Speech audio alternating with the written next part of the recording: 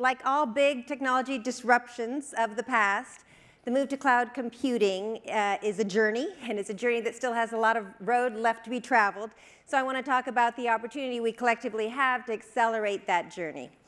So my involvement with cloud computing started back in 2009 when I was Intel's CIO.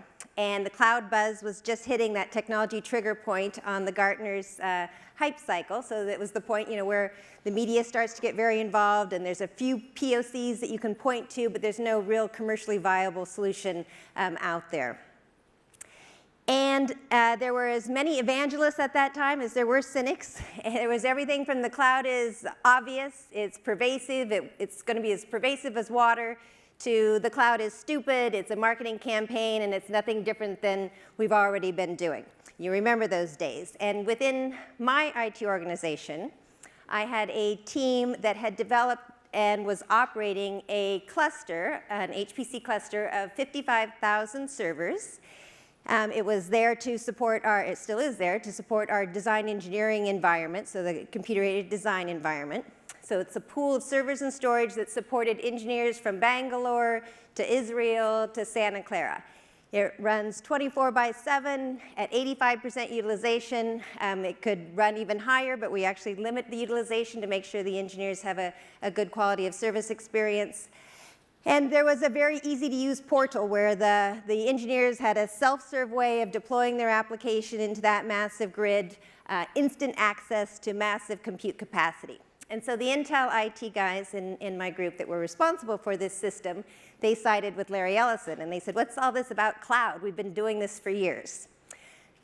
So you contrast that with the other side of the IT house, the enterprise application environment, and it really was no different than any other enterprise IT environment.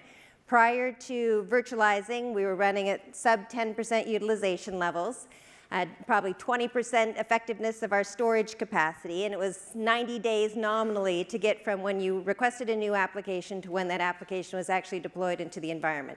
So the whole process of procuring and installing and provisioning the servers, manually configuring the network, allocating the storage, a good 90 days. So then, like the rest of the industry, in 2009, we finally virtualized the servers, so going from single-digit utilization to now about 20%. The VM deployment was fairly automatic, so we got down to 14 days to app deployment, so they're still constrained by the manual process around network and storage and just the whole process of submitting a ticket and waiting for IT to come and serve that manual effort. So this is when then the team that had done the high-performance computing grid for the engineering environment came to me with a pitch, and the gentleman who made the pitch is actually here. Das came and said, give us control of that environment. We can fix this enterprise IT environment. We can turn it into a cloud architecture, smooth out all the peaks and valleys, drive up utilization, and implement resource pools. And just like they had exposed the API to the design engineering community to give them control of the environment and self-serve deployment of applications, they said they would do the same thing for the typical IT app developer, as well as the line of business app developers, give them direct access into the infrastructure for deploying their solutions. So they took the goal of getting to less than 3 hours from the time of an end user request, so a ticket being issued, to a working server, and they did it. Probably not surprising to those of you in IT, the biggest controversy was whether it was actually sane to allow app developers direct access into the server farm.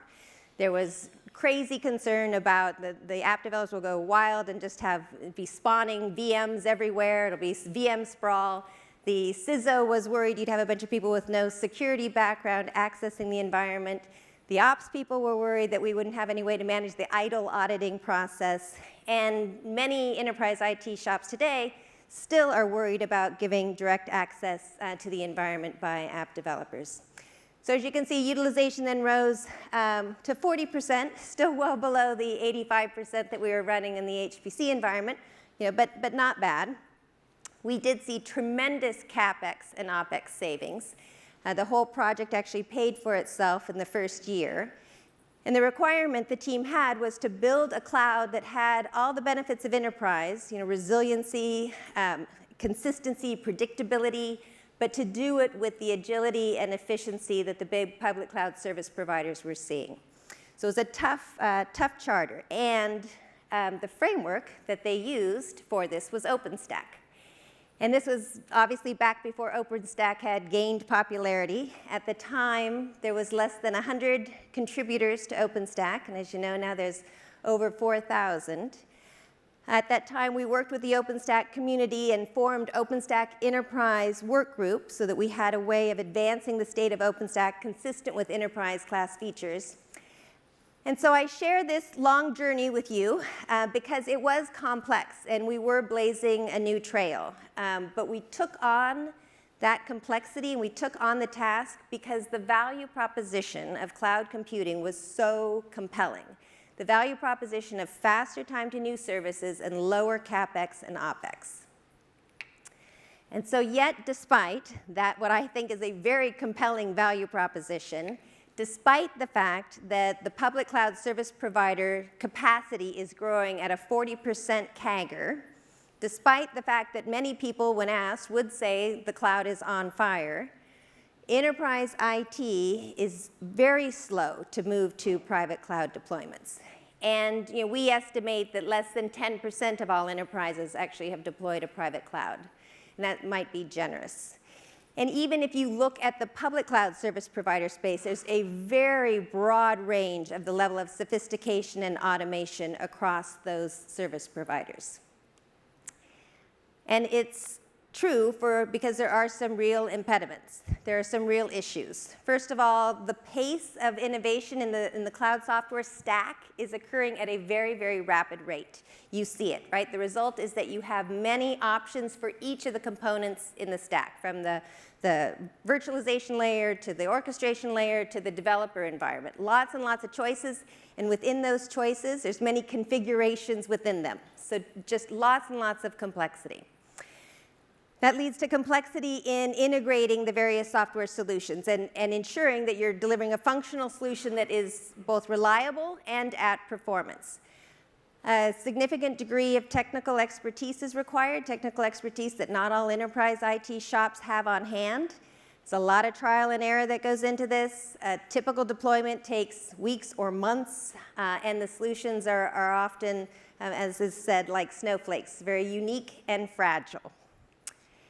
And then the last impediment is features. So there are still features missing from the OpenStack environment that an enterprise IT shop would deem mandatory. So whether it's high availability, failover, version control, management features that allow integration into the existing management environment for authentication, monitoring, ticketing, all of those things. However, the one thing we have learned about the information and communications technology industry is that JEVONS paradox does apply. So in case you're not familiar with the JEVONS paradox, in 1865, William Jevon declared that if you make an investment in a resource and you make that resource more efficient, the demand for that resource doesn't decrease, as you would think, but instead the demand for the resource actually increases. Because as you make a resource more efficient, new usages are identified, and deployment goes through the roof. So a cloud is inherently a more efficient deployment model for ICT. And so it does drive that innovation cycle. It does drive up new usages and hence growth. So our mandate inside of Intel is to eliminate the impediments and enable the deployment of tens of thousands of new clouds across public and private. And so we've declared that success will be when we can go from implementation, we can implement from start to a fully functional self-serve portal in a day, and ultimately in an hour. So building a cloud should be as seamless and easy as loading an OS on a server. So given the current state, however, we decided that a structured approach was necessary. And so at the end of last month, we announced the Cloud for All initiative. And the objective of the initiative is to accelerate deployments of highly efficient clouds for the broad enterprise environment, for the communication service providers, and for the public cloud service providers as well. And so to do this, we will invest. We'll invest in the cloud software stack to make sure it's fully functional and easy to deploy. We'll invest in optimizing that stack, so it's not just functional, but that it's delivering the level of efficiency that's going to return the CapEx and OpEx savings that's promised through cloud computing. And that we'll work with the broad community on standards for both interoperability and portability. So the first formal investment that we announced under the Cloud for All initiative was our collaboration with Rackspace, we're very happy to say. So we're partnering with Rackspace to engineer a robust enterprise-class solution, one that scales to thousands of nodes versus the sub-100 nodes of cloud solutions today. As the co-inventor of OpenStack, Rackspace has a very, very strong, large team of very talented developers. And so combining the Rackspace development team with the Intel OpenStack development team, we have the largest single team working on OpenStack. In addition to the engineering effort to make an enterprise-class solution, we also announced OpenStack Innovation Center. And that center houses 2,000 node clusters available to the OpenStack community to run their solutions, their distributions on the clusters to ensure and validate that they run fully at scale to performance. On just Monday, a couple days ago, if you notice, we had our second announcement within the Cloud for All initiative, and this is a collaboration with Mirantis.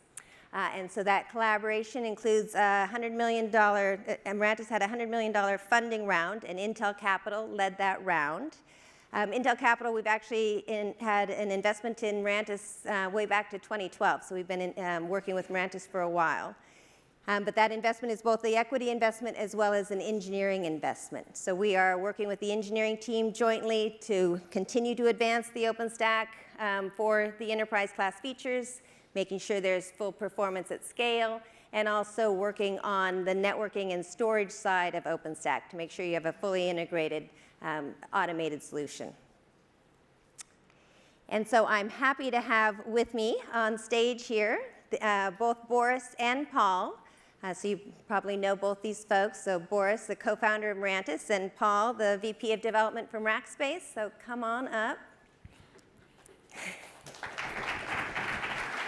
Thank you. Good to see you. Thank you. Thank you. Thanks for coming. So hey, so this is an exciting time. I'm certainly thrilled to have our mutual investments in force in advancing the state of OpenStack. So let's start. I'll ask you guys, in your own words, what is one thing that you think is most exciting about the collaborations that we've announced recently? So I don't know who wants to. So I think the biggest thing that our engineers are excited about is the 2,000 node clusters, and being able to work with the community and work with Intel and Mirantis to figure out how do we scale up. And I know a common problem that I hear in the community and on the mailing list is, it worked on my laptop, and when we committed it and we go and deploy it, sometimes these things don't work at scale. So I think a great contribution that you guys were able to help us do is provide that back to the community, to provide resources to hit those multi-thousand node the targets that we're going after. Yeah, and Rackspace is the largest hoster of OpenStack, so you're the perfect person to do that for the community. Know a little bit about that, yep. Yeah, thank you. What about you? So I think that Intel's increased involvement in OpenStack through the Cloud for All initiative carries a significant symbolic value, because speaking and kind of pointing to Randy's talk, it is true. Today, OpenStack is hard, but a lot of things in life are hard. And if you go back a little bit, there are times, not that long ago, in fact, when Linux was hard. And I clearly remember when the most common consumption model of a Linux-like operating system was it being shipped in the box in a very prescriptive fashion. But a lot of people believed that that's not an optimal answer. So a lot of organizations got behind it with a vision to make it easy. And one of the organizations that actually got behind Linux is Intel. And at that time, through a variety of investments, both financial and upstream, all of these minds together, put together with Intel's leadership to a large extent, were able to make Linux what it is today, basically ubiquitous open source operating system. And I think that Intel choosing OpenStack and getting involved with OpenStack through Cloud for All initiative in the fashion that they have is symbolic of the fact that if we put our minds together to it, we can get OpenStack to the point where Linux is today, but for a distributed data center. Yeah, it's a great analogy. The analogy to Linux is a perfect one because we do hope it becomes as easy to use and pervasive as Linux is. So obviously with the Intel investment in Cloud for All initiative, the investments we've been making with you, we're obviously serious about making OpenStack easy and robust for massive cloud deployment. If you have any ideas of what you think we should be doing more or differently, we'd love to hear. What do you think was the opportunity left? So Intel's done really great work over the years in building security into their chipsets. And how do we expose this up through the infrastructure, through OpenStack, through the hypervisor, to bring in those companies that use the security as something that we need to do?